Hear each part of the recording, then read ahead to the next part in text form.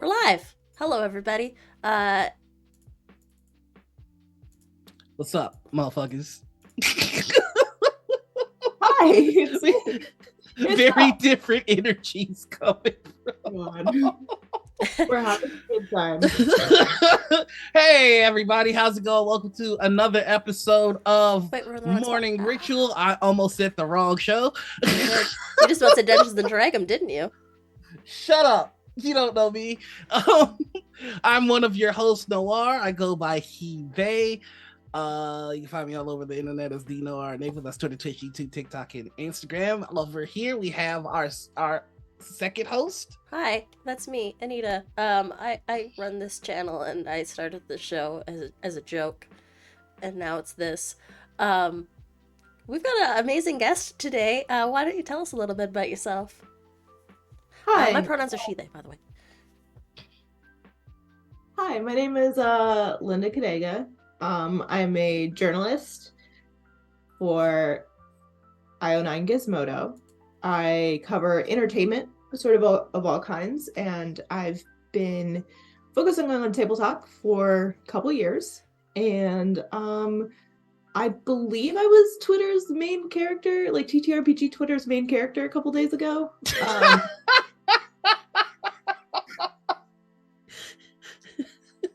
That was the face of regret. A little, maybe. I think I may have been a special guest on Twitter. Special guest on Twitter. You got a feature on that album? God. And yeah, that's what I do. I'm a journalist. I write about tabletop role-playing games. I write about films. I write about books. I write about other stuff. Anyway, it was a very, very like exhausting week. It's been an exhausting week. And I feel that. Genuinely, like, not even because of Twitter, it's just been an exhausting week. Oh, for me, it's been exhausting mainly because of Twitter, and I have a new kid. So, I mean, do we want to talk about it? We can talk a little about it. Okay, well, so if you have not been paying attention to TTRPG Twitter, one of the main things that's been going on this week is Wizards has announced a creator summit, a digital creator summit, and right now it's just Twitter's filled with a lot of people that have been invited, and they're saying, hey, check it out, I've been invited to the D&D creator summit, which is pretty much a trip that Wizards is paying out for people to come and check out some of the things that they're doing. Like, I will get into how I got in trouble. And if you want to share how you got in trouble, you can.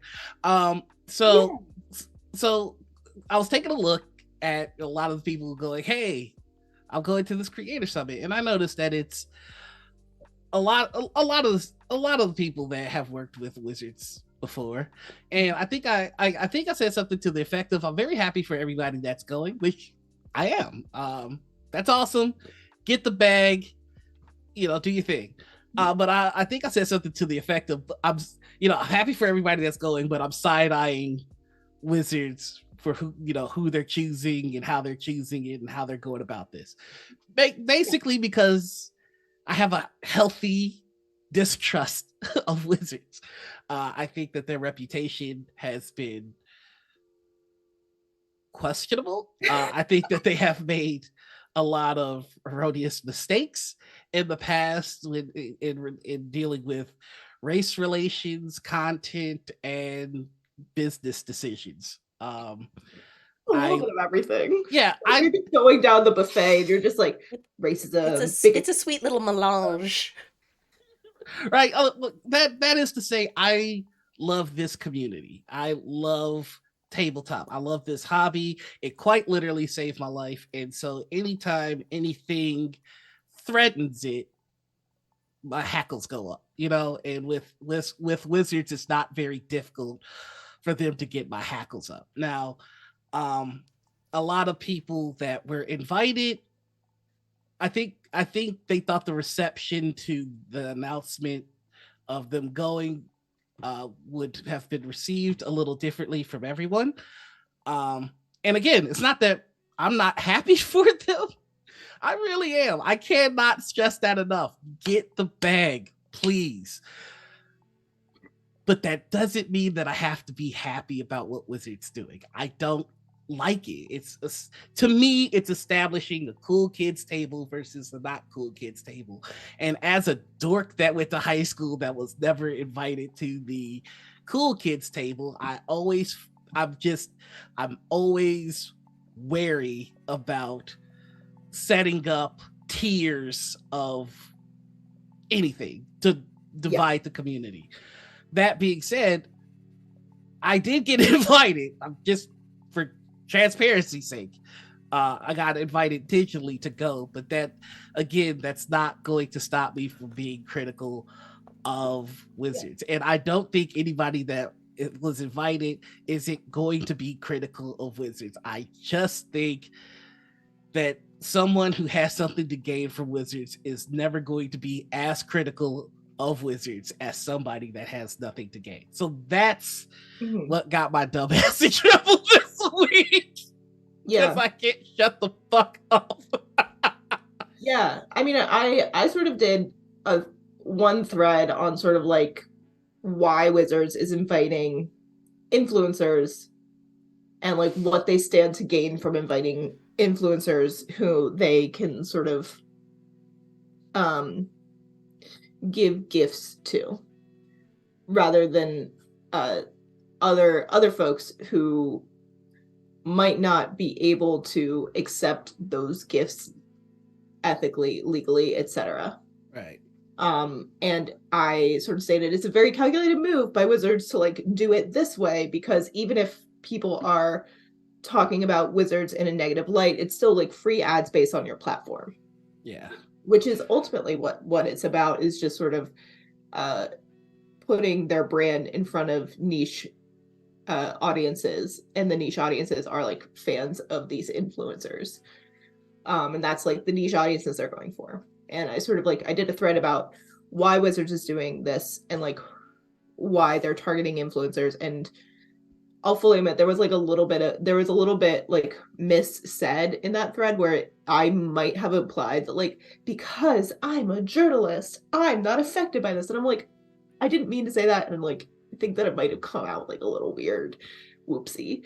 I mean, I think anybody who was reading that in good faith kind of understands that what's most important to you is the ethics involved in your journalism, because if you don't adhere strictly to those ethics, then I have everything that you report can easily be dismissed. Yeah. It's one of those things like if I don't stick to my ethics and standards of journalism, I literally have nothing. It doesn't matter if I have like clout online, it doesn't matter if I have followers, it doesn't matter. Literally nothing I do will matter if I do not stick to these very, very strict ethics and standards of journalism that are pretty, there's wiggle room, but it's pretty strictly defined, like what I can and can't do as a journalist. And while influencers and journalists like operate just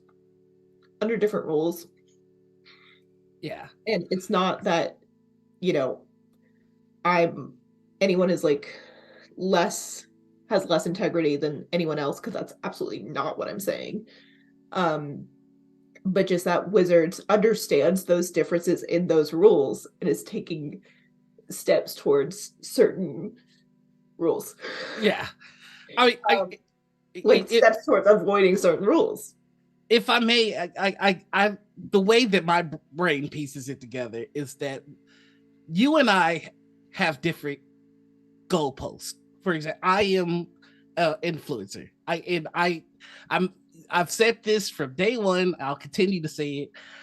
My end game is the bag. And I get the bag by having relations with people that can open up opportunities for me and put me in positions to acquire money.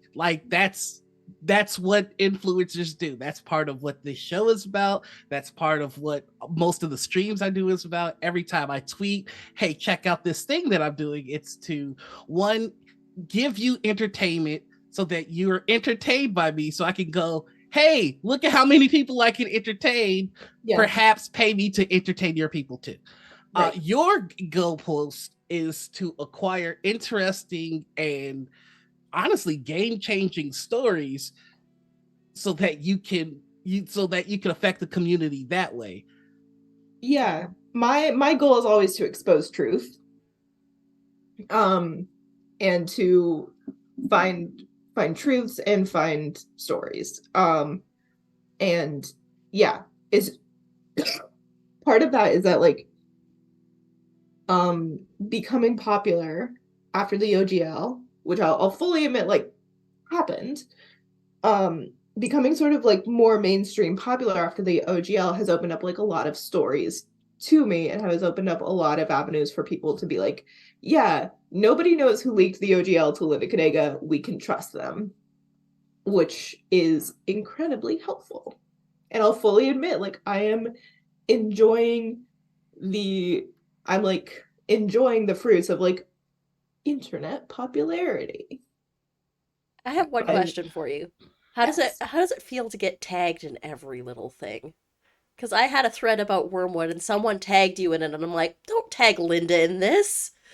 Like, this is my opinion. This isn't news. It's just really funny because it's like the scene in John Wick where he's just saying consequences. And it's like people think that like by tagging me it's immediately John Wick going consequences, which is really funny to me. Because I really just like want a t-shirt that says like consequences of your I'll get on it right now. yeah, I made like another joke on Twitter, which like I'm not an influencer, I'm a threat. Which is like what happens when like people tag me in, they're sort of tagging me in and sort of like as kind of like letting me know that there's something to like look into, but also like uh letting people know that like there's someone out there who will look into them. Which I think that like maybe um has definitely happened in tabletop spaces before, but is more people are more aware that there are people out there like me and like Charlie Hall and like Chase Carter who are willing to like look into a company. Yeah. Yeah, I mean, nothing that I was saying in that thread was like, it was all like my opinion based on what I was seeing.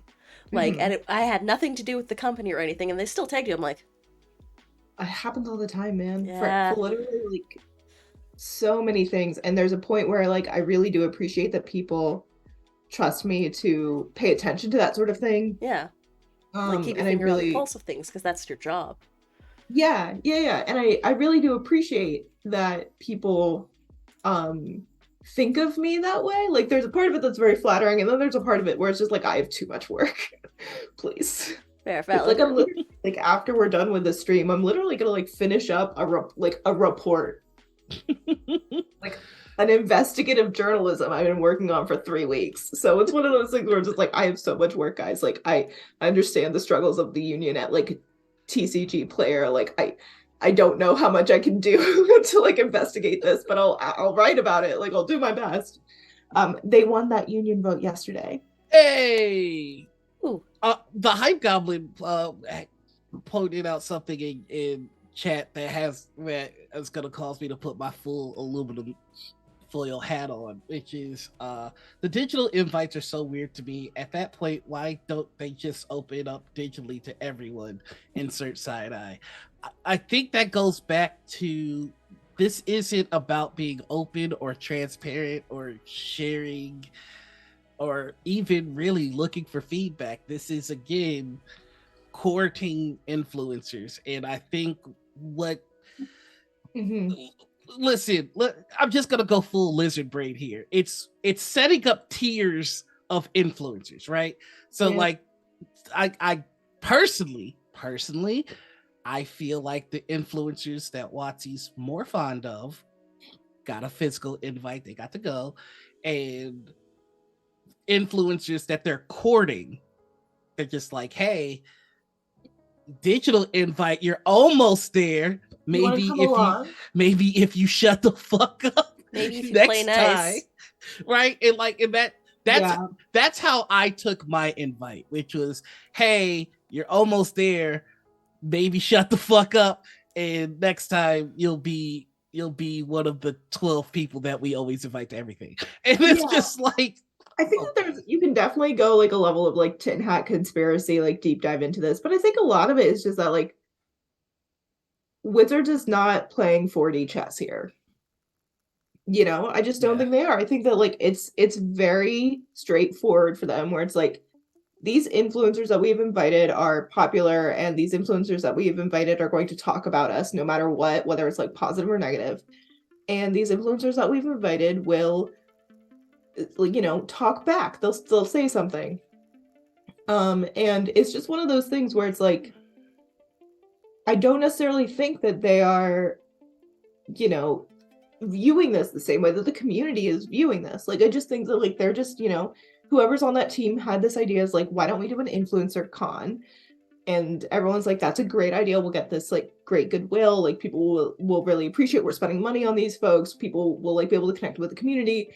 And I think that it's just the fact that like they maybe aren't necessarily considering the way that the rest of the community is going to deal with it. Like, I just don't think that they're being malicious. I don't think that they're being, again, I don't think they're playing 4D chess here. I just think that like they're doing something that they thought would just like work and like goodwill everywhere, and it's just like not working out for them the way that they think it is, because they've sort of graduated from this like kind of, you know, a niche entertainment company over the past, you know, 5 to 7 years. Like after a lot of these larger shows and like influencers got popular, they've sort of realized that like they can leverage these influencers. That's how they've done it for the past 10 years. That's how they're so successful right now. So I just think that they're just like, oh yeah, we will just be able to keep doing this. And it's just one of those things where I don't think that they're like thinking critically about this at all. I don't think that. I think that they're just like doing normal things and being normal. I think that like all of this is so fucking normal. You know, it's like there's nothing here to like, I'm not gonna report on this. Like it's like a news, you know, it's a PR thing that like someone would send me, and I'm like, it's a slow news day, sure. Like, I personally, from this whole thing, I had to walk away from Twitter yesterday because I'm not surprised by what Wizards doing. Nothing about what Wizards is doing is surprising. I think what is surprising to me is the community reception to the critical response of what WotC is doing. I was saying in the green room, like it feels like just 3 weeks ago we were all on the same page. Hey, Wizards is trying to fuck us. Let's all buckle together and like push back. A few folks get a vacation, and then the next time you say something about Wizards, suddenly people get defensive, and that's what has blown my mind. It's just like that. Really, that's really all it took for people to start caping for Wizards again. Like, what the fuck happened? We were all under attack. Like, I feel it kind of feels like if you've ever seen Independence Day, it's like they blew up the White House, and like I'm looking for Will Smith, and suddenly Will Smith is just like, oh no, the aliens gave me a vacation, we're good. I'm like, no, we gotta fucking do it. They blew up the White House. Yeah. I mean, I think a lot of people are going in and they are saying like, we're still gonna be critical, we're still gonna do X, Y, and Z. And I'm like, that's totally fine, like totally normal. I think that what surprises me is that people are sort of, again, in response to the critique that like I leveled and other people have leveled, the fact that people are kind of upset that they are getting this critique, when I'm just like, this is again like so normal. Like if you get something from a company for free, your biases will be called into question. Like, how it works. That's very normal. Hype It's Goblin like, also brought up in chat that this is normally corporate. It's a corporate thing that happens because TTRP. It feels new to TTRPG folks because this is the first time we're kind of seeing it happen in this industry. But makeup right. companies do paid trips all the time. Like, Yeah. I there's mean, film even for, influencers get invites to premieres, like movie yeah, reviewers. like for an example, I'll use an example from like my job. I got invited to go visit a set. And I got invited to do this really cool set visit and talk to all of the actors and like talk to the writers and like do this really cool set visit. And they were offering like free food, free lodging, free flights. And I couldn't accept it. And I had to go to my editor and I was like, hey, I really want to do this. Can we like pull out of our budget? Like, do we have the budget at my outlet, at my, newsroom to send me to this trip? Yeah, and it's one of those things where a lot of people are like, well, we wouldn't have the opportunity to do this if they weren't paying for it. I'm like, yeah, that's the point. Like, yes, like nobody would have the opportunity to do this. So like, I wouldn't have been able to go to that set visit if my company hadn't realized like, oh yeah, like this will be good for us. Go. Like, here's the money. Here's like what you can do. Like, here you can accept a meal, but you can't accept lodging. You can't accept anything like in excess of $100, basically. It's just, I mean, I just. So it's one of those things like it's really incredibly normal and it's totally typical, and especially for folks who aren't connected to larger outlets or larger companies to sort of get this kind of all expenses paid treatment. Like it's 100% normal. I think that just people, the fact that like they're getting something cool, and instead of everyone being like immediately very, very happy for them, which is typical in like this ecosystem, the tabletop ecosystem, people are suddenly like, okay, well, your biases might be called into question, and people are like, my biases, and I'm like, that's how it works. Like, we're not saying you're shills, we're not saying you're sycophants, we might not even say that you're caping for a company, but like your biases, if you get You're something, probably less likely to be critical of that company. your biases will be called into question, and that's how this works. And it is up to you as a person, as like an influencer, to convince your audience that you are not going to be affected by those biases, or you are going to be affected by those biases, but like X, Y, and Z. Like, it's just, it's totally like, it's so normal. I think that's the thing that like gets me about this. I'm like, none of this is new. This is how entertainment has been operating for like 30 years. Okay, so this is the clip that's gonna get me in trouble. Here we go. Hold on, let me just wave bye to some opportunities. I'm not upset with anybody getting invited and going to this thing. I agree. I am also not upset by anyone getting invited. I think it's great. I think that like if you got the nod from Wizards of the Coast, you are doing your job right. Like, good for you. Normal. Again, normal. Like, good for you. It's normal. What upsets like, you've worked hard to get this nod. Like, there's nobody in the tabletop sphere that hasn't worked to do this. Anyway, okay, yeah. I just want to say, like, I absolutely feel you on that. I think this is what upsets me. I don't understand folks acting like we're not all, to some degree, chasing the bag. Like, the idea that we do all the work that we do in terms of becoming influencers or being an influencer. I don't understand this fucking attitude where like we have to pretend like, oh no, I'm doing it for the love of the game. Like, there's nothing wrong with monetizing your hobby. There is something wrong about monetizing your hobby and pretending or acting like you not monetizing your hobby. Like, motherfuckers, like, we are all trying to be successful. We are all trying to get money. We are all trying to get sponsorships. We're all chasing the same thing. Like the end zone for me is exactly the end zone for a lot of these other motherfuckers. I just don't understand why why motherfuckers are acting like we not all playing the same game. We are.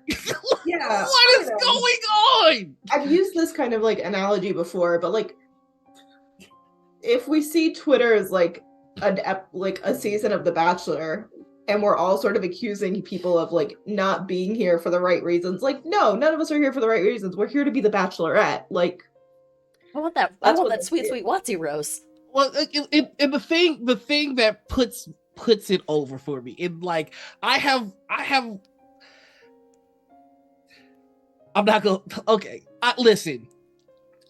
Are you gonna get me in trouble now? No. This is just me. I'm seeking my own ship. I don't. I also want like a lot of these influencers to like me because like that helps me too. Like I need to clout this shit too. No, all you have to do is say you don't agree with this point, and then you'll be fine. Listen, we're being critical of Wizards of the Coast. We're being critical of a billion-dollar company. And if you see people being critical of a billion-dollar company as an attack against you, you're proving a lot of what the fuck we're worried about correct.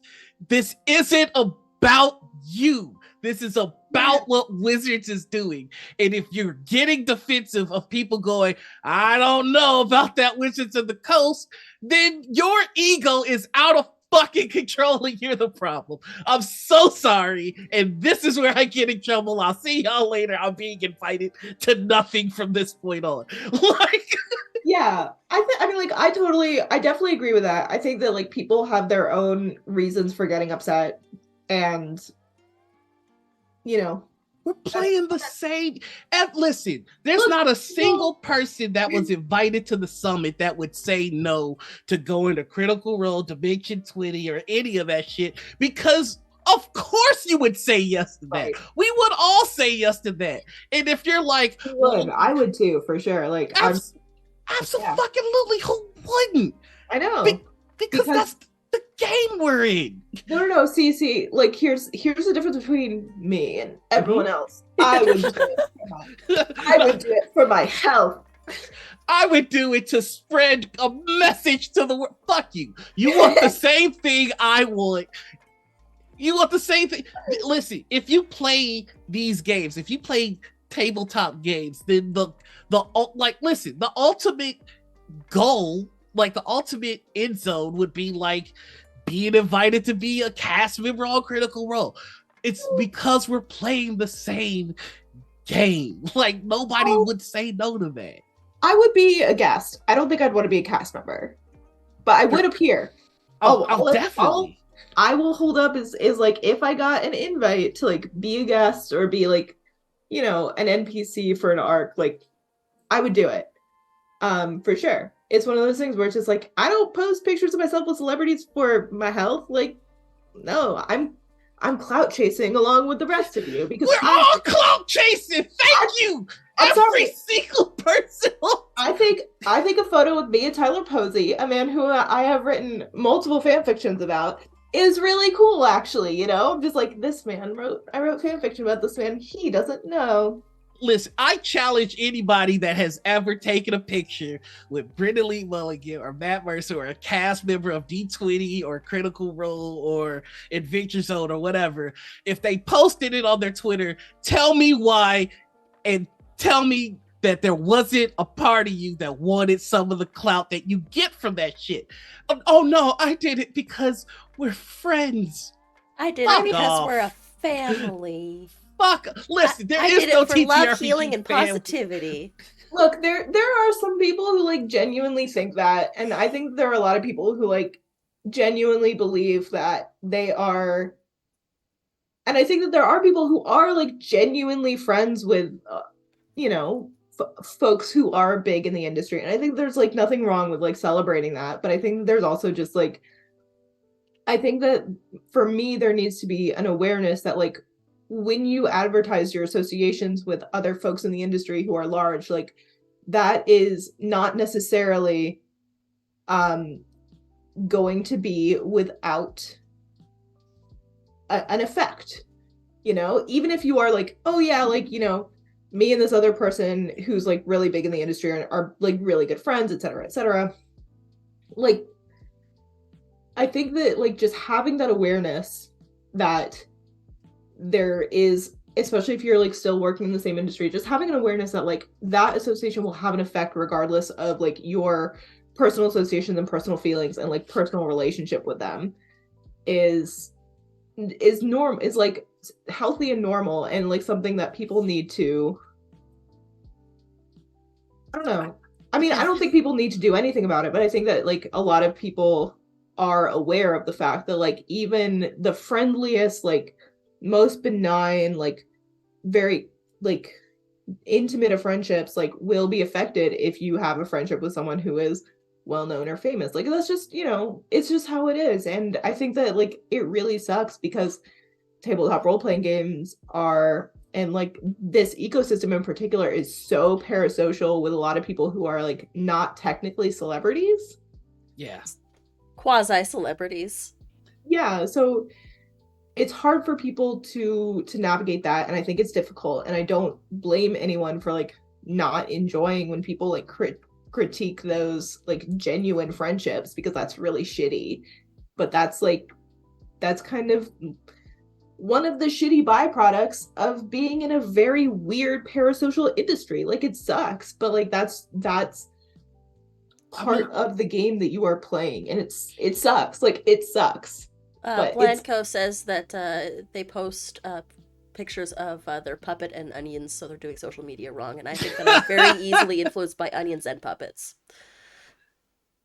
Anyway, I don't know how much more we want to talk about this, but yeah, this is it's the one last. of those things where, like, it's business as usual, and Yeah. I'm happy people are going to be able to raise their profile by going to this event, but I am very aware of the implications of Wizards of the Coast putting on this event, and regardless of whether or not they did these things intentionally.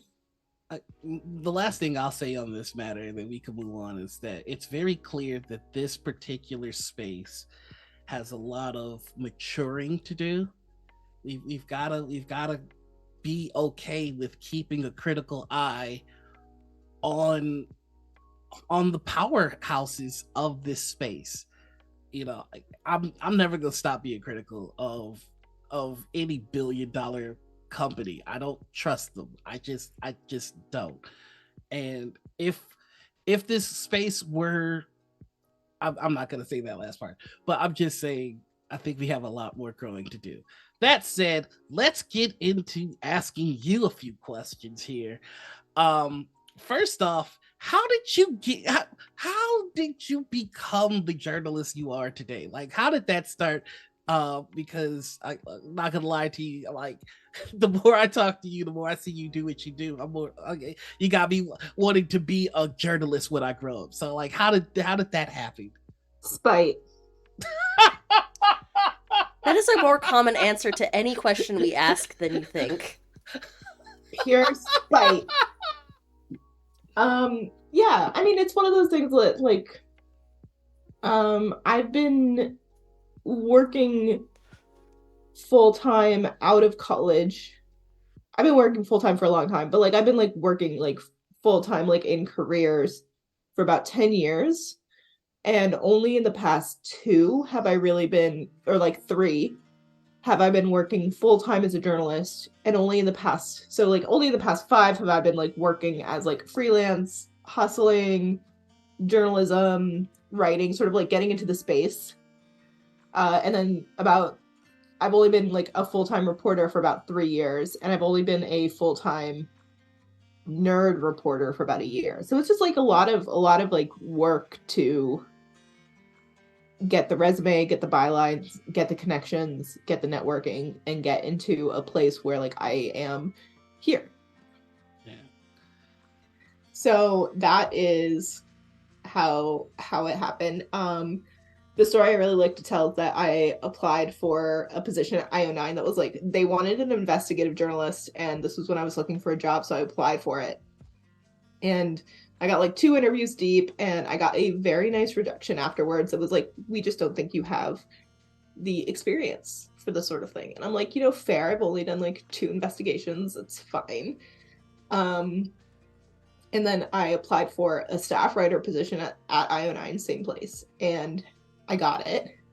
And literally like 2 weeks later, I'm like, so there's a company that's making D&D based NFTs. I want to investigate them. And my boss was like, okay. And I'm like, cool, bye. And I just never stopped. So spite, a little bit of spite. A little bit of spite. If you could give yourself advice to do anything differently, would you? Oh, I think it's one of those things where it's just like really hard to see how I could have gotten here differently, because I think that I did the best that I could for a really long time. And it's stuff like I took like shit jobs in graphic design, I took shit jobs in marketing. I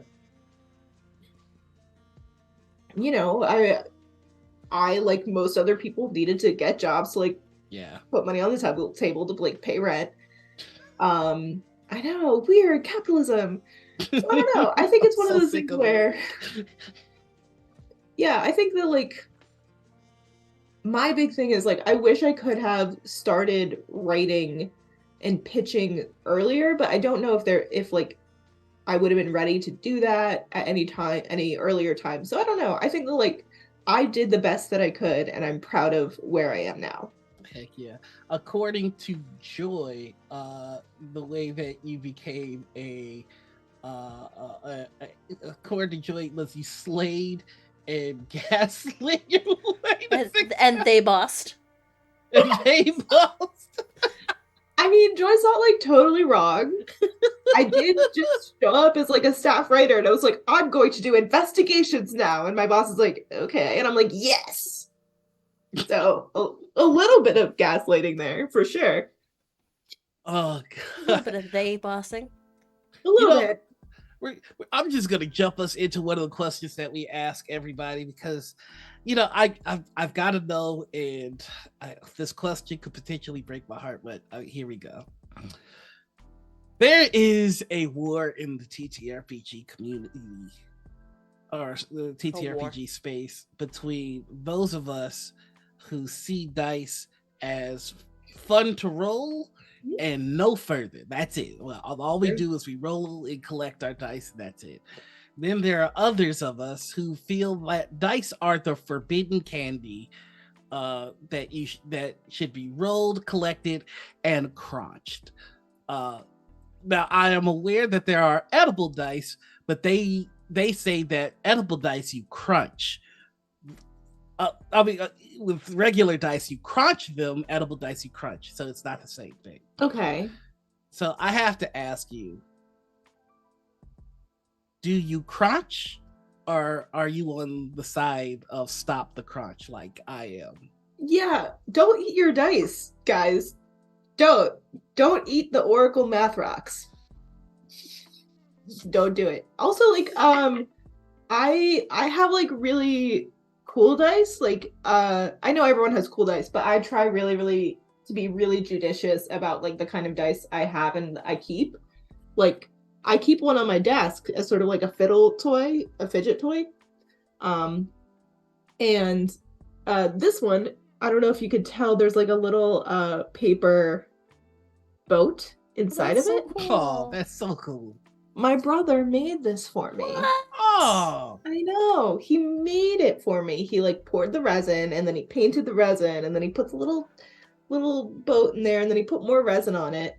And yeah, so he made this, and I'm just like, I would never want to crunch the die my little brother made for me with his own 2 hands. Oh man, I can't imagine a sibling saying something nice about their other sibling on a stream. How crazy is that?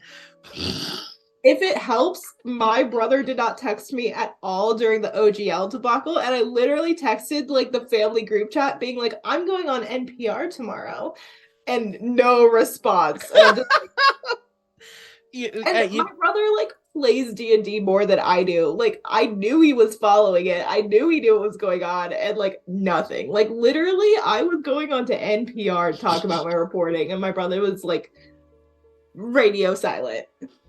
I mean, listen, that's part of the brother protocol. You can't give your sibling too much shine. I have failed spectacularly on that regard. Okay, we have a special guest in the chat, my mother. Is that Captain Robin? Yeah, that's my mom. So are you drinking tea or rum today? I'm drinking tea. Hey, Captain. Hi, Linda's mom. Thank you for joining us. Yeah. My mother's adorable and really great. And pretty frequently when I go on like live streams, she will find her way into the chat. That is adorable. I tell her every single time, I'm just like, Mom will learn something about me one day that she doesn't want to know, and she's just gonna have to accept that as part of the exchange. All right, chat, be on your best behavior. Your dad says hi. Chat, be on your best behavior. Literally, my mother is here. All right, so the next question that I have that I ask everybody is: you get to play with any 5 people that are alive right now. You get to play any game of your choice. You get to choose who's the GM, and you don't count towards the 5. So it's you and 5 other people. Anybody in the world that's alive, who you picking? With? I'm gonna be really boring. I just want to play with my friends. Well, that's a more common answer than you think. No, I just want to play with my friends. Like they're all really cool and fun. Like we play tabletop role-playing games together, not often enough. And I think that we all live really close together. We have our little like pandemic pod that like never broke up. And yeah, I would just want to play games with my good local friends who also like to play games with me. Like that's Are you most... West Coast or East Coast, if you don't mind my asking? East Coast. It is snowing. It is. Is it snowing? It's not snowing. Hey! We escaped. Yeah. I think that like maybe if I had more time to like come up with like here's like an intersection of like literary luminaries, like some philosophers, that's a tongue twister. A really good actor. I would come up with something like really wild, but I think like first like gut instinct is like I would just want to play with my friends. Man, I can't think of any authors that I would want to play with. Yeah, I think that there's a couple authors that I'm just like, your mind is going places. Your mind is going places. Yeah. Oh no! If you're gonna say something, Phil, please go ahead. I mean, I would say that like I have played. Luckily, because of like again my position as an entertainment journalist and like someone who has been in and around the industry for like 3 or 4 years, I have like played RPGs with people who other people might recognize. And it's always fun, but I think that like the fact is like I'd always want to play with my friends. Yeah, I feel you want to play where you're most comfortable. That makes sense. Heck yeah. So I now that you've broken like obviously one of the biggest TTRPG stories of the year. So are brands wary of you? Has that become a thing that you've noticed? Like, I guess my question is, what's the biggest change that you've encountered since dropping that story? I mean, the biggest change that I've encountered, I think, comes from the fact that like my social profile has been raised a lot. You know, I went from like 4,000 followers to something like 24,000, 24,000 followers. So that's like really intense.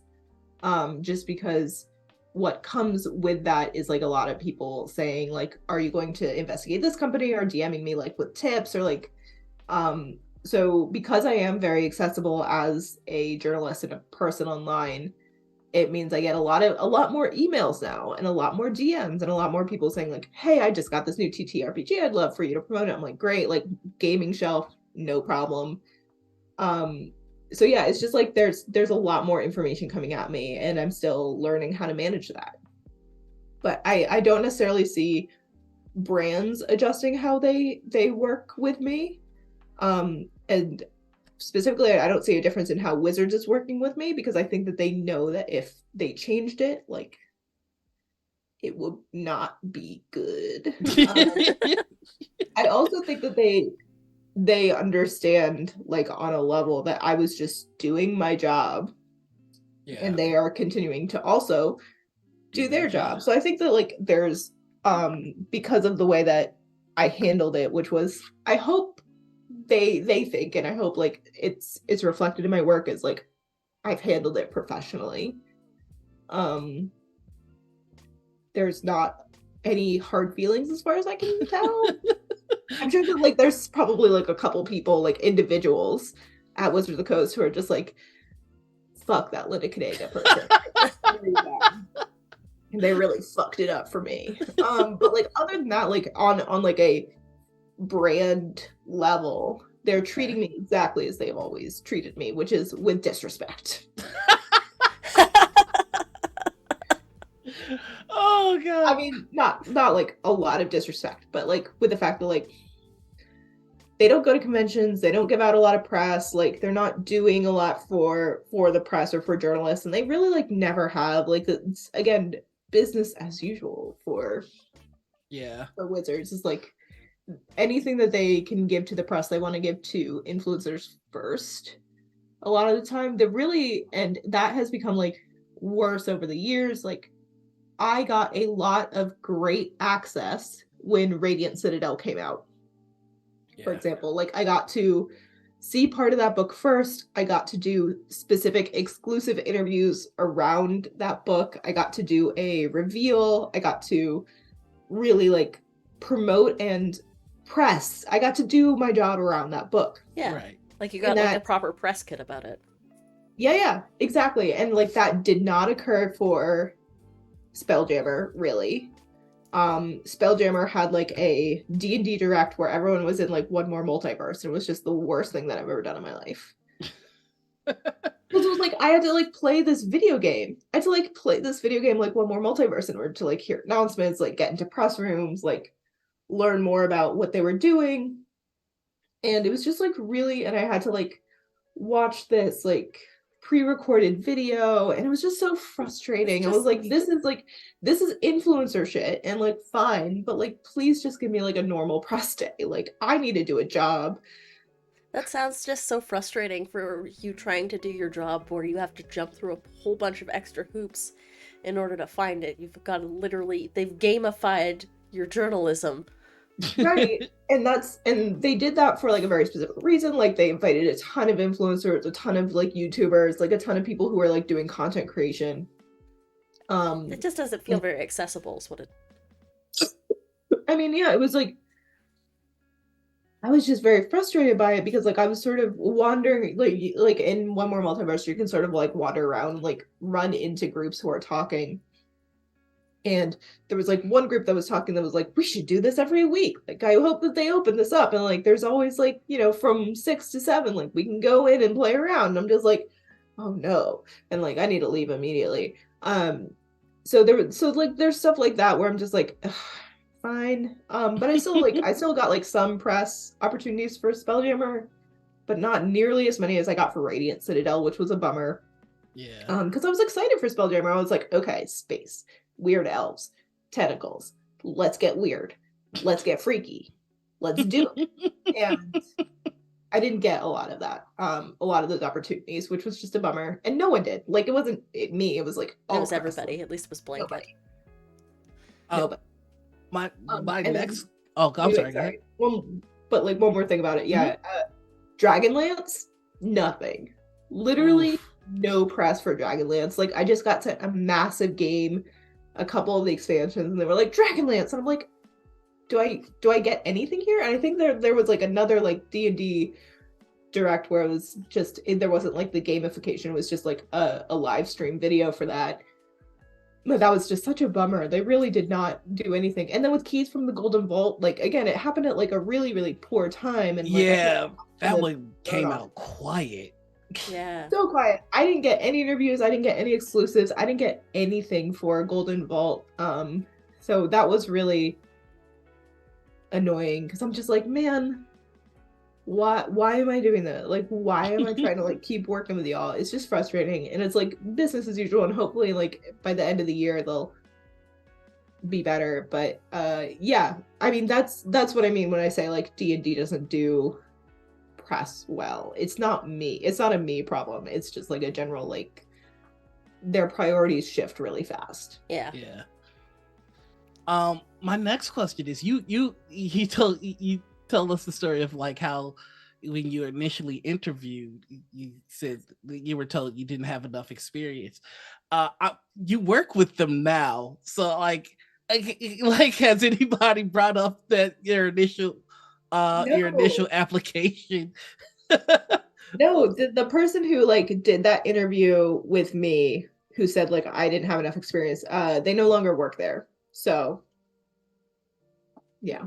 And I don't Oh, quite okay. know why they left, but like it was pretty quickly after they left that they were like, let's actually get 2 staff writers instead of an investigative journalist because no one got that job.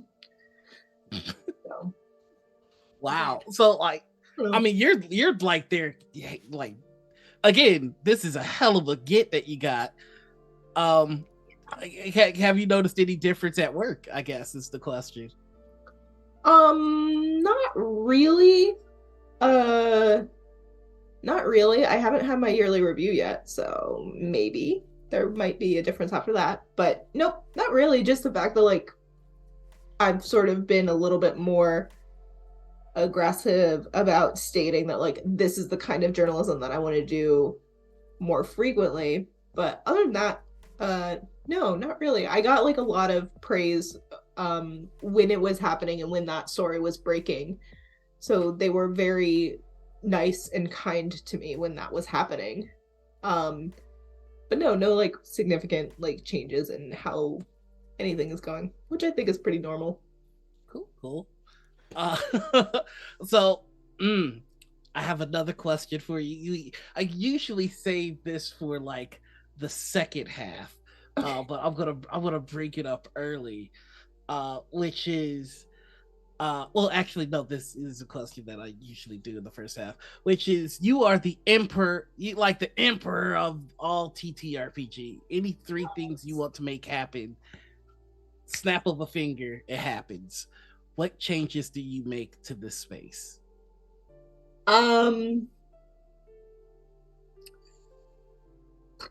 3 changes. Fuck. I think for me, I would instantly remove D&D's monopoly on the space. Yeah. And I would make it, and in doing so, make it easier to discover independent and smaller RPGs. That's number one. It's just like removing the monopoly and attempting to like elevate smaller RPGs so that like everyone could at least have a chance to get in front of customers. Number one. Distribution of clout. Yeah, and I think specifically like just making it easier to discover new games. Because that's always like a huge problem with independent RPGs. So that's number one is like removing the monopoly and sort of like making discovery easier. Or like removing the monopoly by making discovery easier, I think is like the way to think about it. Okay.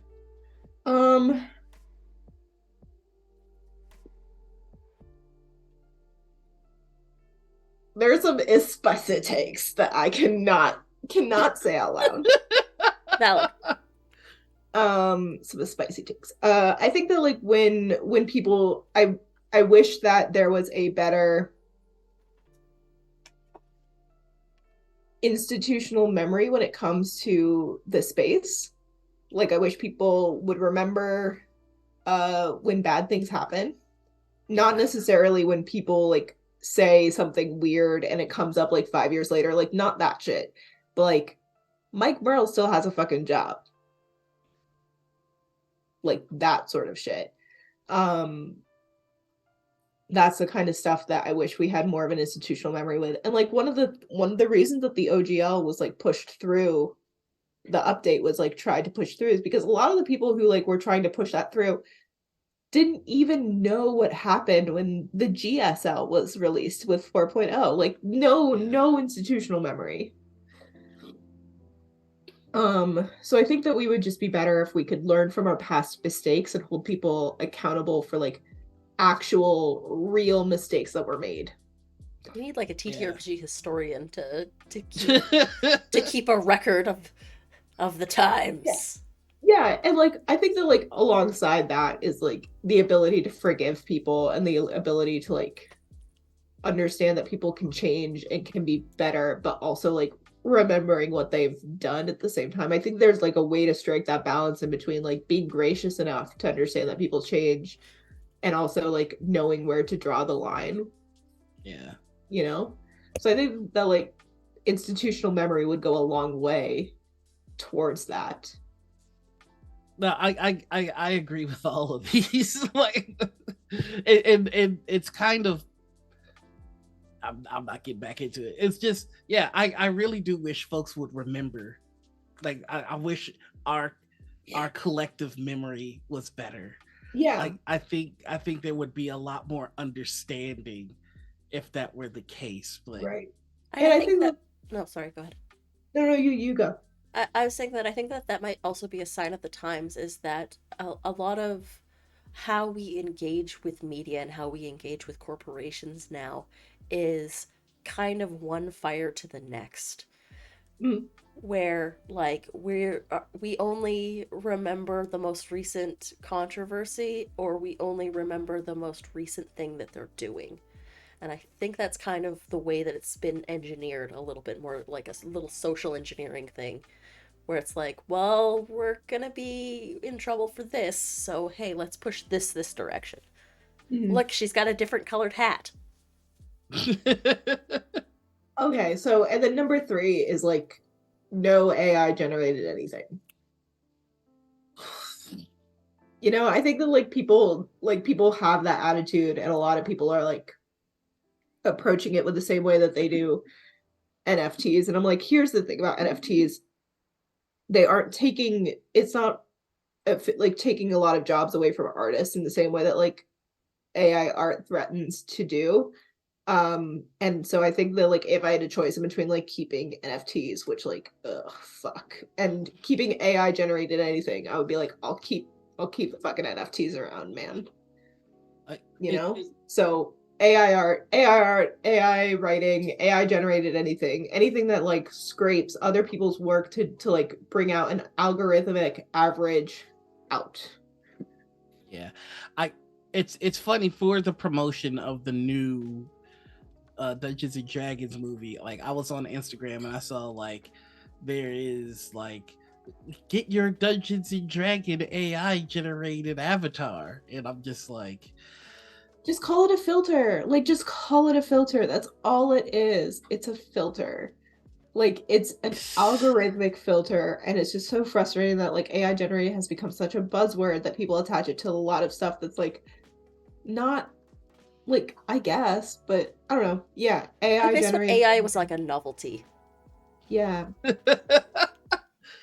Yeah. So those are my 3 decrees. My 3 decrees are, I forgot the first decree. My second decree of from WotC to find new systems easier. Yes. Yeah, breaking up the monopoly to find new systems easier. Giving the space and a record of institutional memory while also allowing like grace for people who can change. And then no AI anything. I feel that. Those are my 3. Awesome.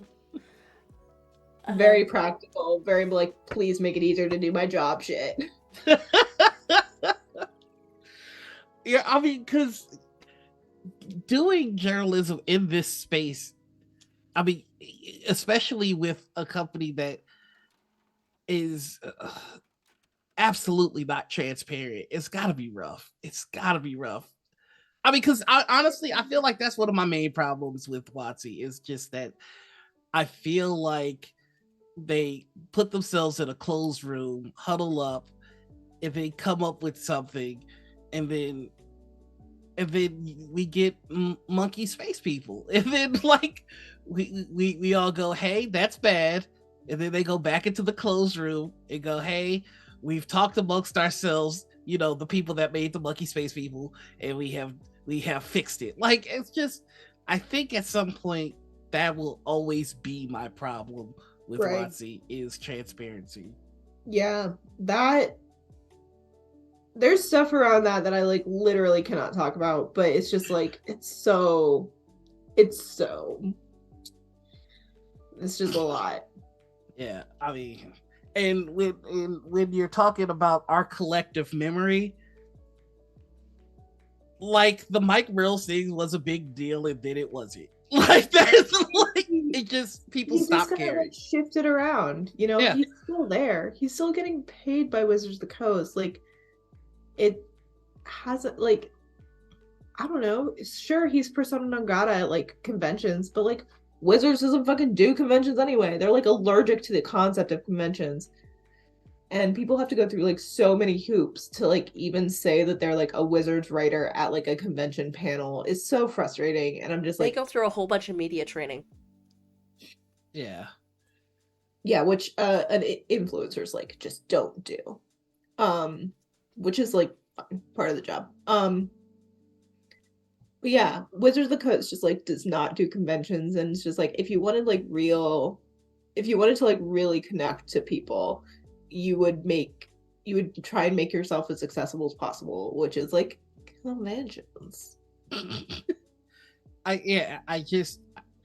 I like transparency in the companies that I fuck with. That'll always be my thing. But um so my next question is like what's next for Linda Codega? Like what plans do you have? Do you I mean I at some point would you ever want to start your own publication, your own anything about TTRPG journalism? Like can we ever expect here's how to be a journalist book by Linda? Because I would buy the absolute fuck out of That's that. really sweet. Right now I just want to keep doing my job. I genuinely like being a writer at IO9. I like that I can basically write about anything that like catches my attention, more or less. Like I'm gonna be writing about the Tetris movie. I'm gonna be writing about Shadow and Bone. Time out. There's a Tetris movie. There's a Tetris movie, and it's glorious. What what could the Tetris movie possibly like? Oh, you are going to love this. So, in the 80s,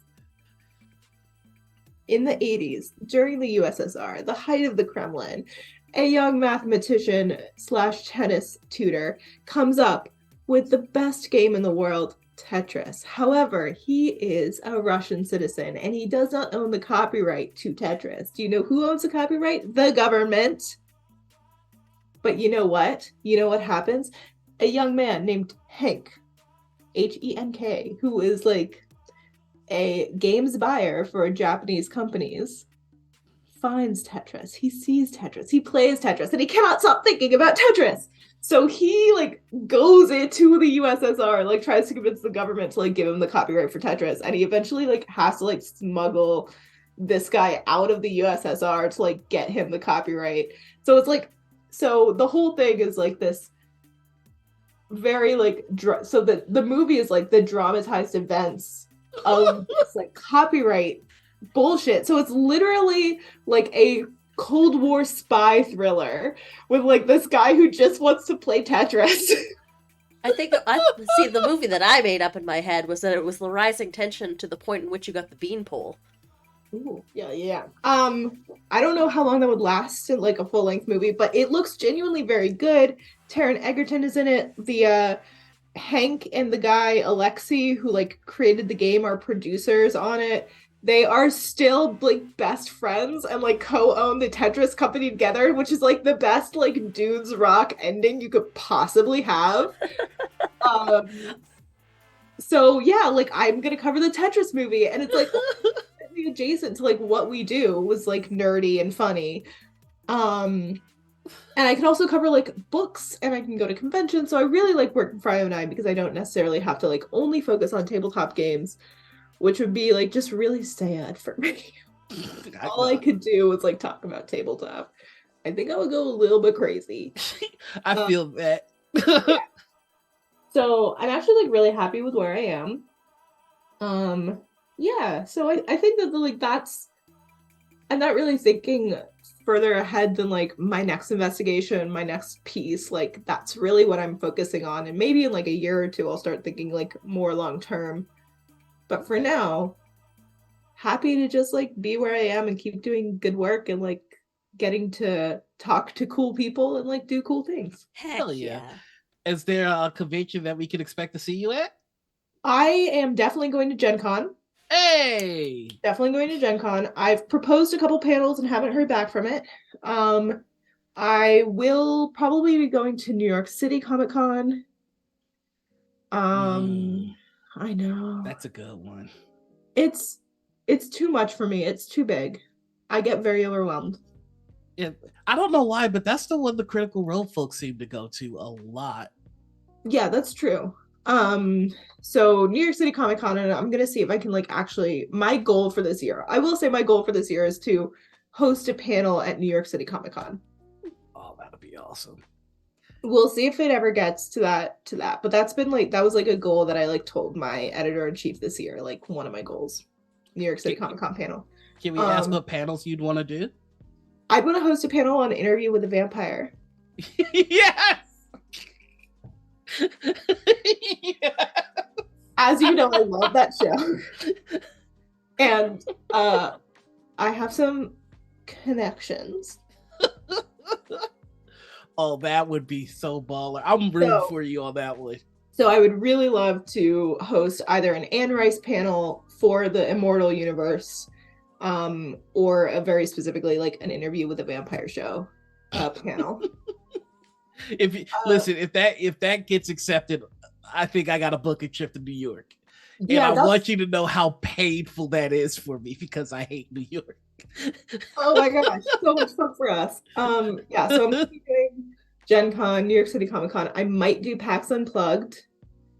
And I might do FlameCon. And those two are probably PAX Unplugged will probably be work, but like FlameCon might just be like me just going and maybe doing a panel or maybe doing one thing. That's the LGBTQ convention, isn't it? Yeah.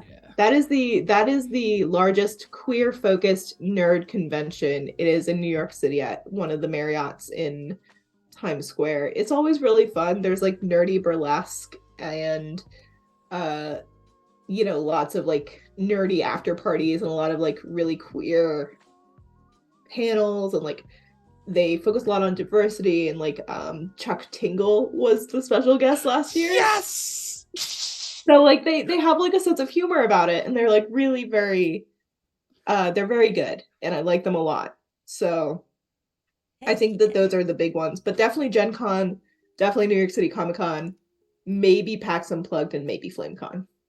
That's awesome.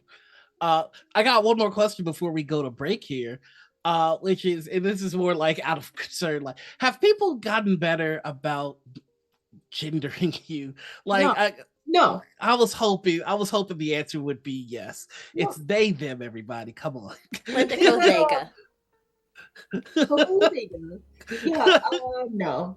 It's one of those things where like I really don't want to put my pronouns in my name or make it like the first thing about my profile, because I'm like it's very important to like me personally, but it's not really important to like the work that I do. Well, when folks are reporting on you or reporting on things that you've brought to light, I think like one of the fix it. If you fuck up, fix it. Like there's the edit button, or you can redo your tweet. I can't tell you how many times I saw that. Delete and repost. Like, yeah, okay. Or just say sorry and move on. Sorry, move on. Right. It's one of those things where it's just like, oh, I don't think it'll ever get better, which is really frustrating, but it's also like my gender is something that's like very much about me and not about anyone else. So if like other people don't like Check them. Yeah, if other people don't like check my pronouns, or if other people don't like respect me because of my pronouns, I'm just like, that's all on you, and it sucks. Like, it's a bummer, but it's also just like, I'm a they them and I know it. That's it. That's a you problem, buddy. Yeah, it's like it's one of those things where it's like, I've definitely the way that I handle it is by like removing my feelings about what people online say about me. Valid. And Just in general. And I lied. I do have one more question. I'm so sorry. Hit me. I need to like, once we're gonna take a break, I'm gonna like put some more water on for tea, pet my dog. I'm ready. Yeah, I'm gonna go give Watson a big old cuddle as soon as we go to break He's here. sitting right here. He better be. My question is this: a lot of people were reporting on the news that you broke. Mm-hmm. What's it feel like to have icky people talking about your reporting? Like, I mean, it's that's got to be a little frustrating. It's frustrating, but it's like, it's always happened. You know, that happened when I released the NFT report. It happened when I released the VFX report. It happened when I released the one where like I interviewed a bunch of people of color about like race and D&D. I'm pretty sure Yeah. Were you? Yep. Is that how we met? Yep, that's how we. Oh my god, that was. Yeah, so like people obviously like read that and fucking hated it, and like were reading it to their YouTube audiences and just being like, "Isn't this Linda a clown?" And I'm just like, okay, all right. The reason that this question came up is because I remember, I'm one of those people that just lets YouTube run. Yeah. And there's a dickhead on YouTube. Sure. Which one? I'm not we're not naming it. I'm not kidding. I'm just saying that there's so many. You're right. There's a ridiculous neckbeard on YouTube, and I saw that person talking about your report. They weren't saying anything bad about you. In fact, they were using it as an opportunity to talk about how woke Wizards of the Coast is and all this kind of bullshit. And like, I was watching it, and like, I was just like, how dare you speak the words? How dare you speak the gospel in front of me? I was there when it was written, witch. I was there when the dark magic was written. Like, I don't know. It's one of those things where it's like, I put the report out there. People are gonna do with it what they want. It's one of those things where it's like, as long as I've done my job, people are going to do what they will with my work. So I don't know. I try not to think about it too much, but I think the only thing that bothers me is when people use or reference or talk about my work and like don't link back to my work on IO9. And I'm just like, this is how I fucking eat. Give me them clicks, mother. Like, this is a free news site. We don't ask for anything. Like, we don't do anything except like put like too many ads on a page. Like, the least you can do is click. Right. Just one click. You don't even have to read it there. Just like one click, maybe a little scroll. Read it somewhere else if like you're really annoyed about the ads. But like, please, like, me and my fellow journalists need to eat. Awesome. You know what? They can't go out on break on a spot better than that. So we're gonna go be human for a second and love on our pets. We'll see you in, let's say, 10. All right. Talk to you soon. Bye-bye. Bye.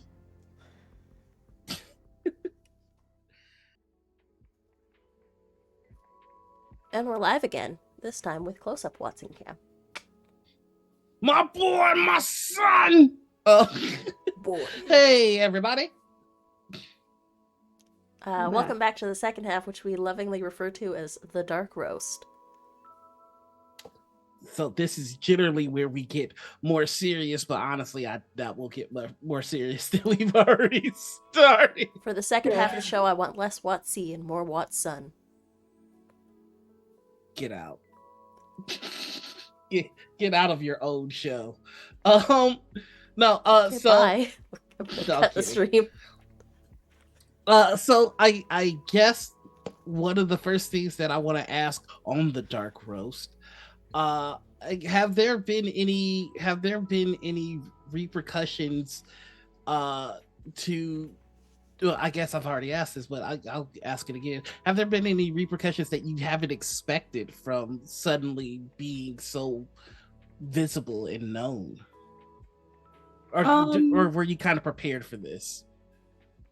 I definitely wasn't prepared for it. I think that like basically like, with anyone who gets their 15 minutes of internet fame, which like I'll call it what it is, 15 minutes of internet fame and like a sort of lasting Twitter following afterwards. It's surprising and it's like, there's an adjustment period. I still think I'm going through it a little bit. But I think the only like real big consequence is sort of what we mentioned earlier, where people are like trying to help me out, like give me tips, lead me to stories, stuff like that. So that's really the biggest thing. And I'm sorry I don't have like a cooler response, but that's it. Oh no, that's fine. Uh, so one of the things that I learned about you, when we did Dungeons and Dragons, be sure to check it out. It's out this week. Is that you're a sailor? I am a sailor. That's very true. And my mother came in with captain. That's an actual title. Wait, what? That's awesome. Yeah, no, she was in the Navy for 26 years. She's captain. Right. Captain mom. That's so freaking cool. Yeah, so like, yeah, not just there to because she's like, what's a fun, like cool thing to put on Twitch. Like my like 65-year-old mother is like Twitch.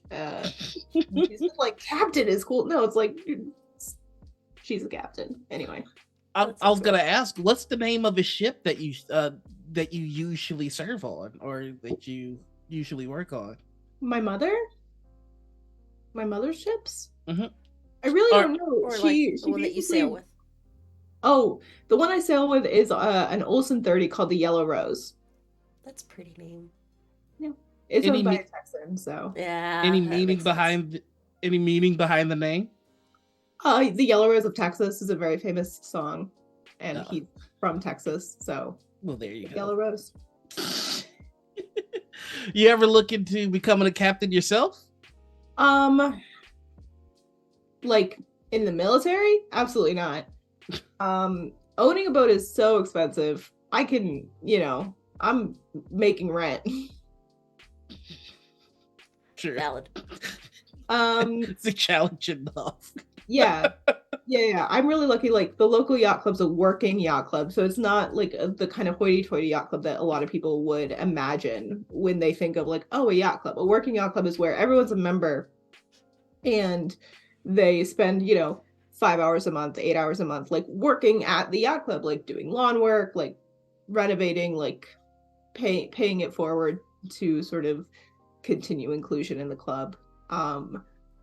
So it's not nearly the kind of like rich snobby bullshit that a lot of people would assume yacht clubs are. It's much more community based and like around the community that like is built, like literally built there. So yeah, there's a lot of nice people, and a lot of yacht clubs are like that, frankly, where they're working yacht clubs. Yeah, so that's cool. Yeah, I've been sort of playing around with the idea of getting like a small one-person boat called a laser. I don't know how much you guys know about boats, but a laser is like a small one-person boat. It's maybe like When I think small person boat, I think canoe. That's how little I know about sailing. Right. No. It's like about that size. I think it's okay. Like longer. It's longer. It's a little bit longer, definitely wider, but like very, very close to the water. It's like you've got like this much. It's like this deep. It's about as deep as like a kayak or a canoe. Yeah, about as deep as a kayak, probably. But yeah, a little like one-person performance sailboat that I can like go out on the water like without anyone else or any like real prep. So I've been thinking about like saving up for one of those. But they're very expensive, and the used ones are very expensive. But that's it. Like I was a charter boat captain in the Caribbean for a couple summers. Well, that's cool. Any other secret hobbies you feel like sharing with us? I'm a trained Latin dancer. Stop being so fucking cool.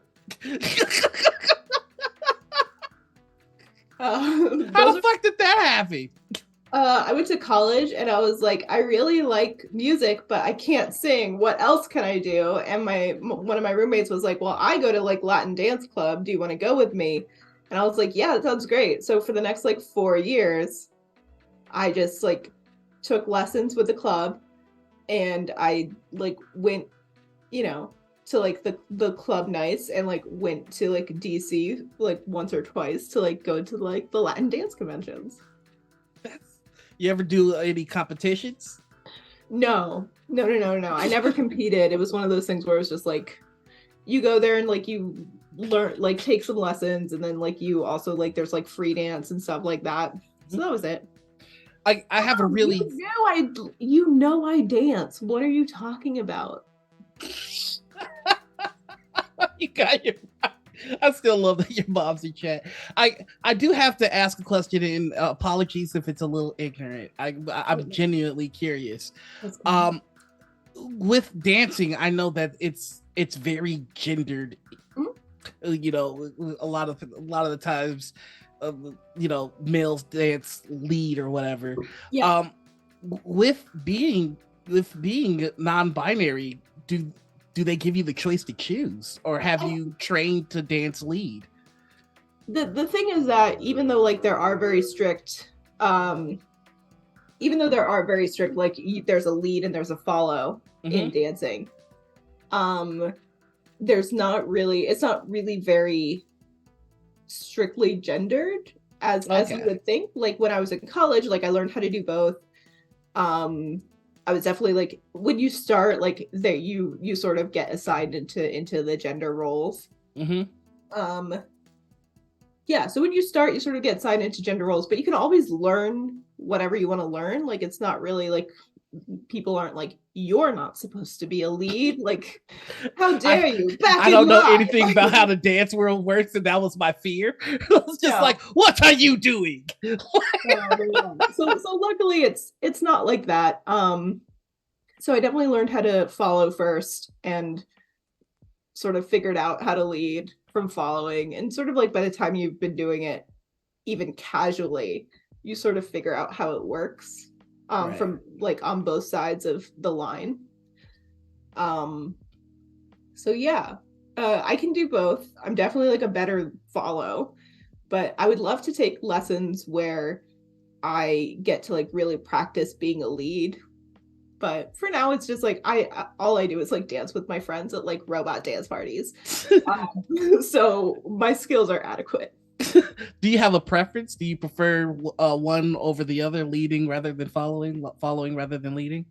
Not really. It's one of those things where it's always fun. I much prefer following, because then I can't be blamed for anything that goes wrong. You told me to dip. What other secret skills could I tell you? I mean, you write a lot of fanfic. Yeah. I was about to. That's not so secret skill, though. Yeah, not super secret skill. I read a lot of fanfiction. I read a lot of like fiction in general. I've written, I think, 3 books at this point. I have like a literary agent who is working to sell my first book. That's awesome. So I'm not published, but I hope to be published one day. And again, I have an agent who is out there doing her job, doing her best. Can we ask what your books are about, or what genre they're in? Yeah, so they're all fantasy, all speculative of some kind. The one that my agent Bridget Smith is currently trying to sell is called Moth Eater. Ooh. Moth Eater is a book about Appalachia and fighting against capitalism in like coal mining mountain land. Ooh, that sounds so fucking cool. It's really good. It's basically about this witch in the 1800s who gets betrayed, and then she wakes up in the modern day and she becomes like the secondary character to this girl named Benny. And Benny basically has to figure out how to stop the corporation that's killing people in her little town. That's so awesome. I have really... this actually brings up something. I have a healthy fear of the Appalachian area. As you should, like you and me both. Like that entire. I think it might come from Stephen King because he's written a few stories about that area. I mean, but there's Appalachia is like one of those areas of the world that gets like a hugely bad rap, but it's also like the oldest mountain range on the globe. Yeah, that's why the Appalachians. They're old as shit. You have no idea what the fuck is up there. It's one of those places that's just like still very untamed, still very wild, still has like its own like specific culture that people have tried to like demonize for years. And it's again like very poor, like has a lot of issues, but is also like has this very rich independence to it, and it's very magical and very deeply scary, and like don't go out at night, and if you saw something, no you didn't, and like you learn to stay in your lane in the mountains. I watched like a cryptid documentary where somebody was talking about being in that area and seeing trees move, and I was like, nah, I'm absolutely okay with that. I don't need that. Listen, I've been in the backwoods in rural BC, and all the animals stop. There is no sound in the forest, and I'm like, I need to get the fuck out of here now. Yeah, you are just like, I'm walking on the path and I'm going fast. I'm walking on the path and I'm going fast. I'm looking at my feet. I'm walking on the path. I'm going fast. Like, that's why I'll never understand. Like, listen, I get that they're monster fuckers, but some cryptids like are just terrifying. Like walking trees, the Mothman. I'm gonna say something. Are you worried that these cryptids are going to kill you? Yes. Well, then that's rich coming from someone who likes yandere. Listen, I knew I was gonna have to answer for this, so let's get into it. For those of you that don't listen to Dungeons and Dragons, first off, what's wrong with you? It's first awesome. off, you're missing out because my episode was great. It really was, and I got it so much. Joy asked us what our fan fiction tags are, like what our favorite fan fiction tags were, and I said yandere, and Joy chewed me up, Linda chewed me up, the internet, you have a partner. The internet chewed me up, and then I got like maybe 3 or 4 DMs from people that are like, yeah, me too. And then when I looked at the group that I was in, I was like, oh no, maybe I'm wrong. But I need y'all to understand that I apologize for nothing and nothing has changed. You hear me? Not a goddamn thing.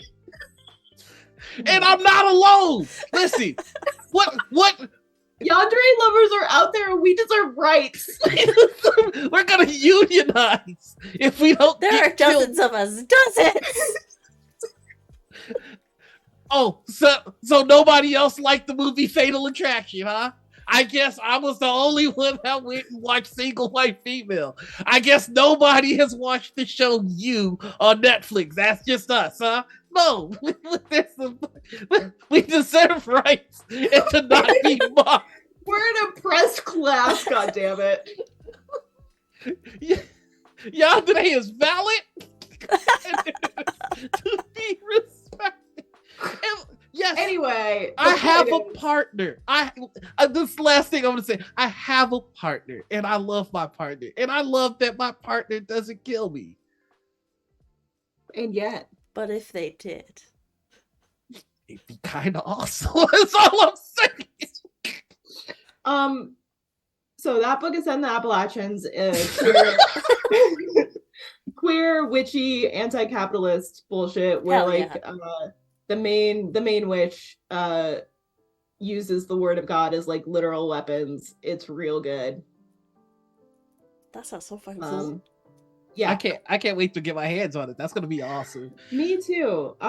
We're having like it's still like a lot of editors have it. We're still working on it. So hopefully it'll sell soon. We'd really like that. The one that I've also finished that I think I need to like totally rewrite is called Blood on the Mat, and it's a fantasy boxing tournament arc. It's very much in line with like Michael B. Jordan would fucking love this shit. I was just about to mention Creed. Michael B. Jordan would eat this up because it's like sapphic romance tied into like a tournament arc with like a world that's like surrounded by magic, but like the boxing ring is the only place where people like are not allowed to use magic because it's like this ritual combat kind of thing. Oh. And there's like a corrupt university and a really really horrible like mob boss like at the bottom of everything, and then there's a prince who's like 13th away from the throne, like has like no possibility of like really being a king, but has like kind of limited options because like if you're a royal family, like you have to do X, Y, and Z, and you have to stay close to like protect, like consolidate the power. And he's just like, I'm gonna pretend to be an idiot and hopefully nobody expects anything of me. And then it turns out he's really bad at being stupid because he's just like, God, I can't be this dumb. Like I can't. So he's like constantly struggling in between like, do I protect my idiot himbo image or do I save the world? And it's like it's really good. A fantasy tournament arc with boxing and a sapphic love story. I need this. Yeah, it was good. Like the first draft, it was really rough. It definitely needs to be rewritten. It's super polished, or not super unpolished. So I do need to like rewrite it. But the main character, Haral, like hates magic. Like she's not good at it. And her mom was like a former champion, but like was disgraced because she got caught fighting in underground boxing rings. So Haral is fighting for her family name. And so, but she hates magic, and she thinks that like someone who like accidentally knocked her out in like one of the preliminary like exhibition matches like is cheating using magic. Yeah. And they fall off. And it turns out they are cheating using magic, but like it's a very special magic, and they're like also a mob stooge. It's wonderful. How did you discover that you liked writing so much? I don't know, like mom, are you there? Can you help me out? I don't know. I've always been a reader and a writer. I think like my dad had a lot to do with like me really loving books from a young age. He read Edgar Allan Poe to me as a small child. Early reader. Yeah, just a small little baby. Like we would camp out in the backyard, you know, like you like parents do with their kids. So we'd camp out in the backyard, and he'd like spend the night like reading me Edgar Allan Poe poems. And I'm just like, this is why I'm like this. Well done, papa, father. And then like Lord of the Rings was my bedtime story when I was for a really long time, and I just was really fascinated by stories, and I just like started writing fan fiction and like started writing my own stories. Yeah, there we go. Some like tidbits from my mother. That's my favorite backstage like or like behind the scenes knowledge tidbit that I have is that Lord of the Rings and The Hobbit specifically were only written down because Chris was being such a arrogant little prick and was telling his dad like, no, that's not how you said it last time, because that was his bedtime story. You like, you guys are getting me upset. I gotta fucking write this down now for this little bastard. Y'all are getting me upset at my parents for reading me Dr. Seuss. I don't know. I think the way that my dad viewed it is like, I don't want to read Dr. Seuss. Like, I'm sure my kid doesn't give a shit. Like, we're gonna read what I want to read. I want to read Lord of the Rings. I'm just like, Frodo, I love you. Yeah. I started reading. I was just about to ask you. At 5. Yeah. Oh. That's a true story. I think I only stopped in college because I was like super busy or like I didn't know what to say anymore. Because I was a weird college kid. See, your mom confirmed something I had an inkling about, which was most of the writer friends that I have all jumped on NaNoWriMo, or however it's pronounced. NaNoWriMo. Yeah. I definitely is did it that. not NaNoWriMo? Rye, because Right. writing. Yeah. Yeah, I did that. I think I did that in like high school and like my poor dog. I think I did that when I was like in middle school and high school, maybe like once during college, but I haven't really kept up with that. But my mother's right. I did do that when I was younger. That's awesome. All right. Well, we're running low on time, so I'm just gonna kind of shotgun a few questions Sure. that we always do on the back half of the show. Yeah. The first the first is petty prime time. Hell Which yeah. is, should you, and you don't have to partake, but should you wish to subtweet someone live, this is where you can do it. I will lead. This is my petty prime time. It's important to be most critical about things that you love. If you stop being critical about the things you love, then they could quickly turn into the things you used to love.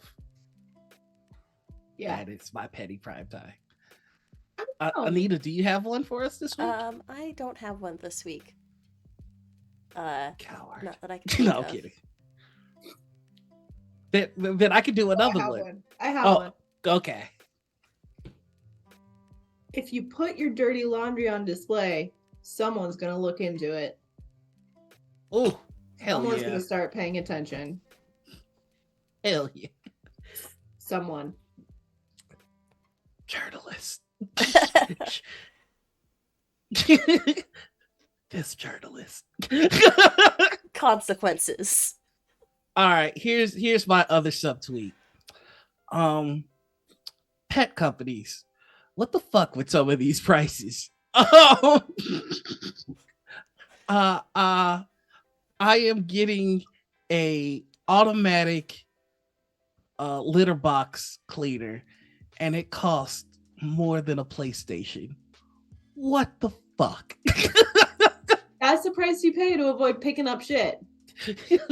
I mean, I didn't listen. I've never had a cat before. This is fucking ridiculous. And I know petty primetime is supposed to be subtweeting and not actually tweeting at folks, but I'm gonna actually tweet at somebody. Watson, my cat, I love you. Why aren't you a stoner like me? We gave you catnip and nothing happened. You went a little feral. Oh. But yeah, he hasn't really reacted that much. He also doesn't like boxes. You got the one cat in the world that does not give a shit about boxes. Your cat's default is like all off whack. He's the most chill cat I've ever met, but like all the traditional cat stereotypes doesn't fall into him at all. He's basically a dog. My dog is very cat-like. As you can see, she's like not in the room with me. She's not bothering me. We did her playtime, and now she's done with me forever. Look, he is staring at me from the doorway. Hi, little baby. Like I had it all planned out. I got my bong filled up. I was ready. I was like, I got the catnip ready to go. I was gonna get stoned with my cat. And he just was like, listen, I'm straight edge. I don't do that actually. Oh, this is what you do with your life? Like, I've been judged. We could try honeysuckle and see if he reacts to that instead. We'll give it a try. Yeah. The next part that we do is TTRPG confessionals. If you feel like you have a bad habit that you present to the table, you confess here, and we give you a penance. Okay. I will go first. Sure. My confession this week is that, and this is a heavy one, so I lie to my players all the time. I have never once prepared a game. I only ever improv sessions, and then they'll be like, "Oh, that was cool," and I'll be like, "Yeah, in my notes I had it going this way, but you guys actually no." There are no There's notes. never any notes. There's never been notes. There's a All my post-it that says notebooks are "sexy empty. goblin" with 5 question marks. I think that your penance is that you have to write love letters to your characters for their next session. Ooh, I like That is that. good penance. That is real good penance. Anita, do you have a penance for me as well? I think you need to fully prep a session. Oh, I wasn't gonna make him do that. I'll go there. Your next session, write down your plot points that you want to hit, like story beats that you want to hit, and write down a way to touchstone each character. I will take this penance. Love letters and prepare a session. Okay. Do either of you have a confession that you would like to make? Yeah, I only have like 3 characters. I have like 3 archetypes, and I like there are 3, and I just sort of like adjust them, but it's really 3. There's one who's like a big boy who is strong, and sometimes he is sad, and sometimes he is not sad. Zagreus. Come on, man. So big boy, strong, sometimes sad. Big sad strong boy. Big sad strong boy is like a type. Another type is angry sexy. Everything else is up for debate, but like angry sexy is another archetype that I just like. Yeah, they're hot and they're pissed off at like everyone's shenanigans. That's all I need. Okay. And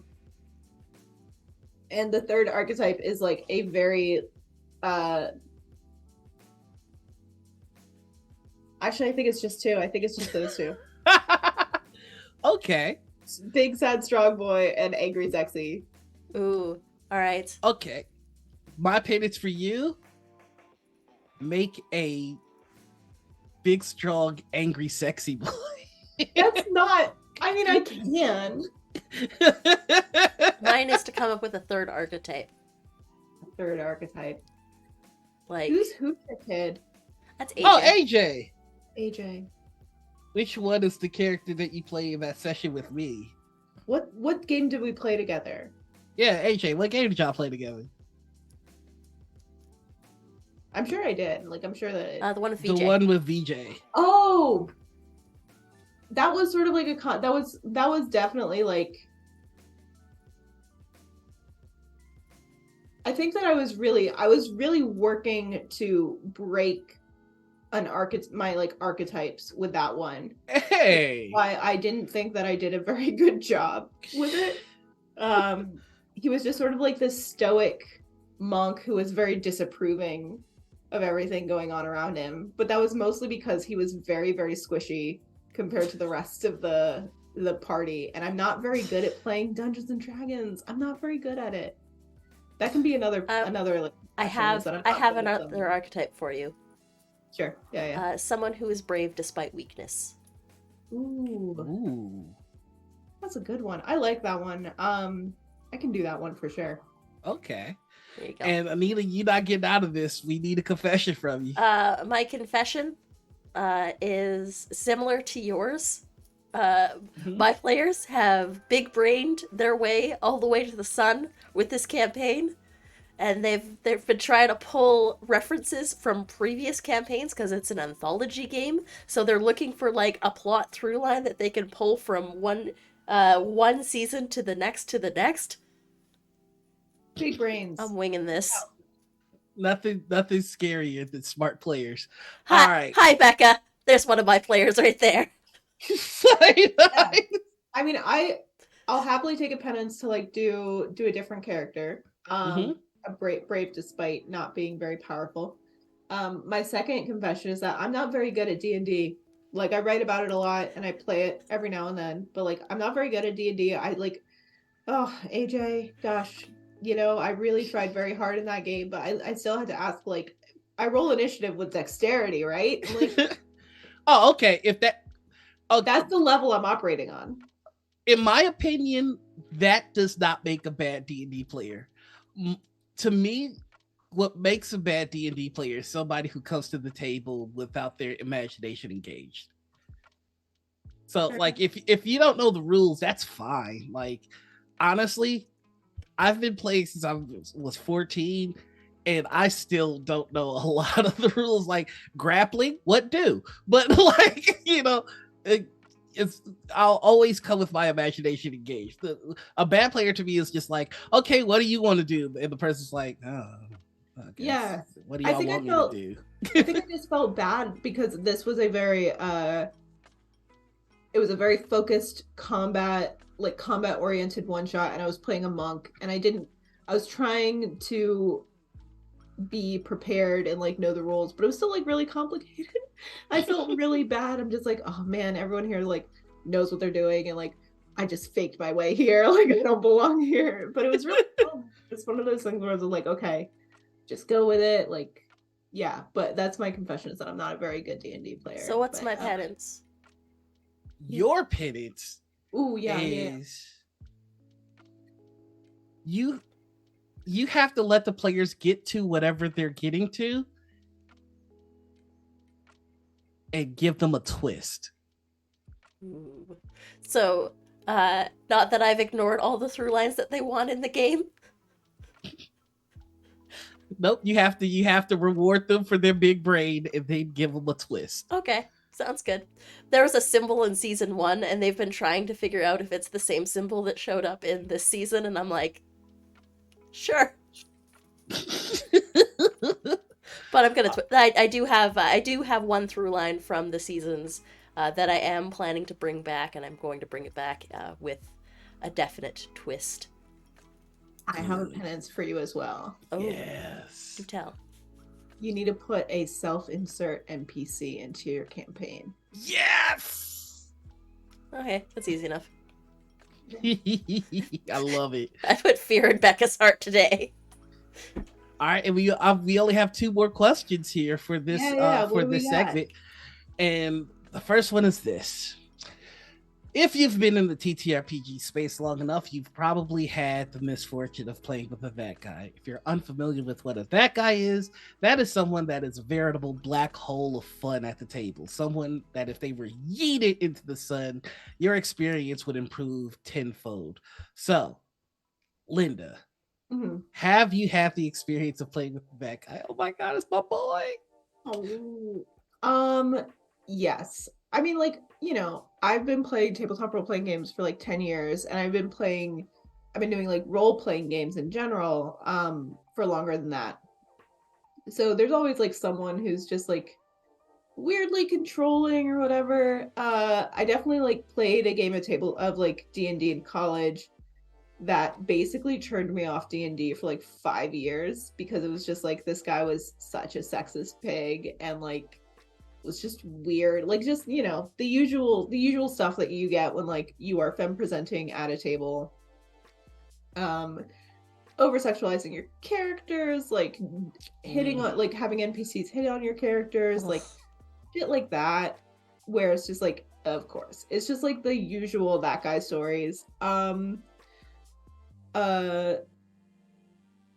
Yeah, people metagaming at the table, people trying to break the game at the table. I think that those are the people that I really like dislike the most, is when you're at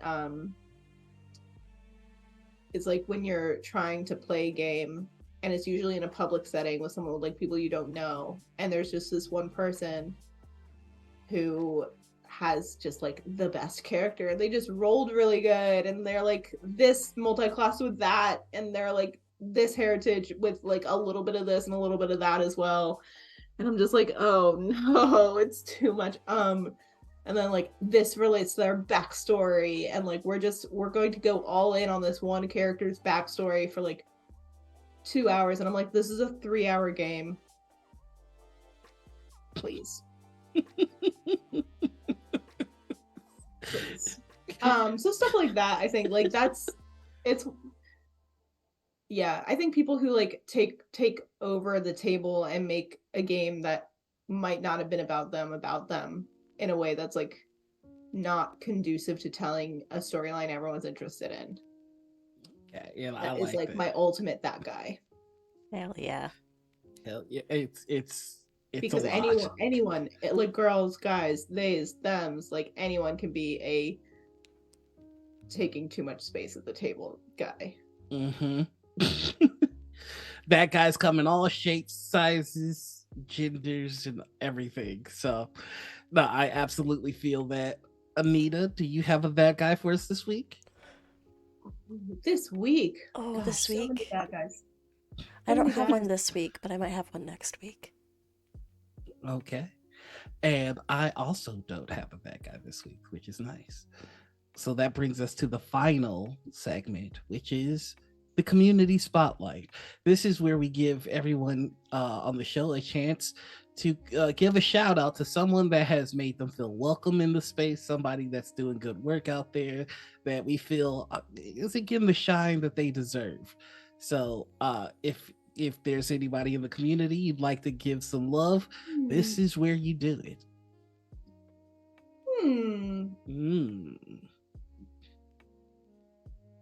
I mean, I will always hype up like my fellow colleagues and journalists. I think Chase Carter, who writes for Dicebreaker and Polygon, among other places, does a lot of really good work and has been covering labor in the industry for a few years.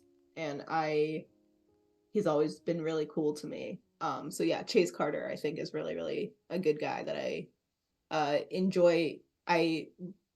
I enjoy calling my colleague. I'm proud to call my colleague. I think that's the right phrase. Yeah. Mm-hmm. So Chase Carter for sure. There are I think Sandy Pug Games is always like very exciting for me because they always like put out really cool shit and they're always like, Linda, do you want this cool shit? And I'm like, I want the cool shit. Yeah, I do.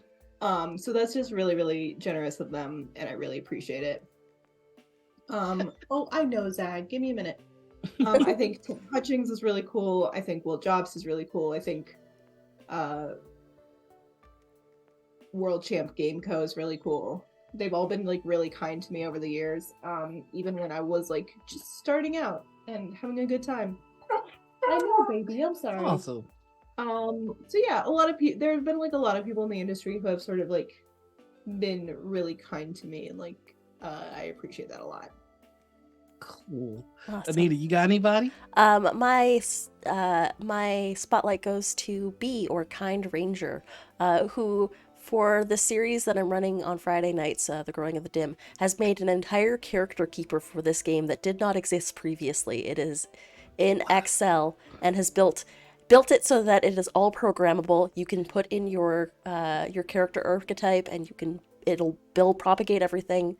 Like, she's done all the data sets for it, and like they've got everything for the campaign laid out. It's incredible. Like, the dedication is wild. That's awesome. Nice. I've got 3 this week, actually. Technically 4. I'll go through them real quick. Another journalist that I had the pleasure of talking to and working with, Jeffrey Dome Sanchez. Just really knowledgeable. He's with ICV2? Yes. Just really knowledgeable, very welcoming. It's no secret that I'm still trying to find what the fuck I want to do in this space. It gave me a lot of really good advice for kind of starting freelance writing. So really, like I'm falling in love with